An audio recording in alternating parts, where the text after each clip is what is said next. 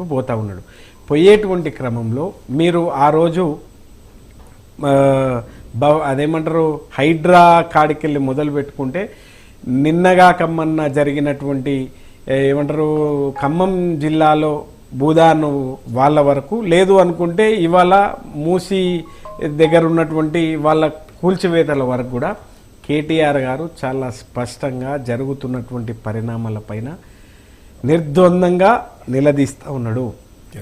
ఇవాళ మీరు చేసినటువంటి వాగ్దానాలు ఏంది, ఇవాళ మీరు చేస్తున్నటువంటి తీరేంది, ఇవాళ 3 లక్షల కోట్ల రూపాయలు ఈ 2 సంవత్సరాల 3 నెలల లోపల 3 లక్షల కోట్ల రూపాయలు అప్పు చేసిండ్రు. ఎటు పోయిన ఈ పైసలు అనేటువంటి విషయాన్ని కేటీఆర్ గారు ఎప్పటికప్పుడు నిలదీసిండు ఈ ప్రభుత్వాన్ని. కాబట్టి ఎందుకో నాకు తెలియదు సార్, మరి ఎందుకో కేటీఆర్ గారు అంటే ఈ ప్రభుత్వానికి ఒక భయం. అందుకోసమనే మొన్నటి వరకేమో రామ భజన లేక కేసీఆర్ కేసీఆర్ కేసీఆర్ అని చెప్పి రేవంత్ రెడ్డి గారు భజన చేసిండ్రు.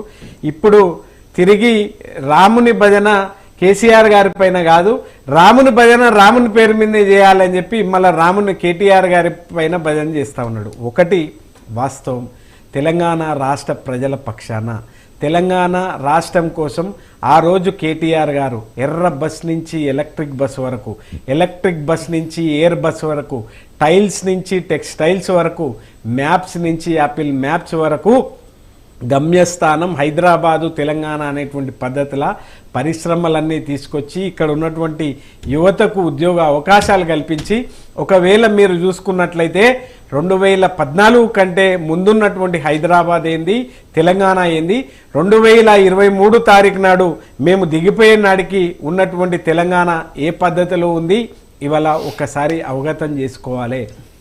కేటీఆర్ గారి పైన మీరు ఇట్లాంటి వ్యాఖ్యలు చేసినా, ఇట్లాంటి ఆరోపణలు చేసినా తప్పకుండా నోటీసులు, లీగల్ నోటీసులు ఇచ్చి మేము కోర్టుకు లాగుతాము అనేటువంటి విషయాన్ని కూడా నేను ఈ సందర్భంగా తెలియజేస్తా ఉన్నా. ఇంకొక అంశం, ఈ తెలంగాణ రాష్ట్రంలో ప్రధానంగా ఇప్పుడే సార్ చెప్పిండ్రు, ఇవాళ మూసీకి సంబంధించి సారు మాట్లాడుతూ ఉన్నాడు. మూసీకి సంబంధించి మూసీ జన్మస్థానం వికారాబాదు, వికారాబాద్ నుంచి మొయినాబాదు, మొయినాబాద్ నుంచి మోకిలా నుంచి మంచిరేవల నుంచి ఇటు నాగోలు ఉప్పల్ మీదుగా వాడేపల్లి, నల్గొండ జిల్లాలోని వాడేపల్లి వరకు 256 కిలోమీటర్లు ఈ మూసీ నది ప్రవహిస్తుంది. దీనికి సంబంధించి మీరు ఒకవేళ గమనిస్తే గనక నాగోల్ తర్వాత అంబర్పేట, నాగోలు, ఉప్పల్ లాంటి ఏరియాల్లో 6.5 కిలోమీటర్ల వరకు. సార్ దయచేసి అరవింద్ గారు ప్లీజ్. మళ్ళీ సార్ మనకు Kalva Sujatha garu chairperson, Telangana Vaishya federation chairperson garu మనకు. Sujatha garu welcome to Prime 9.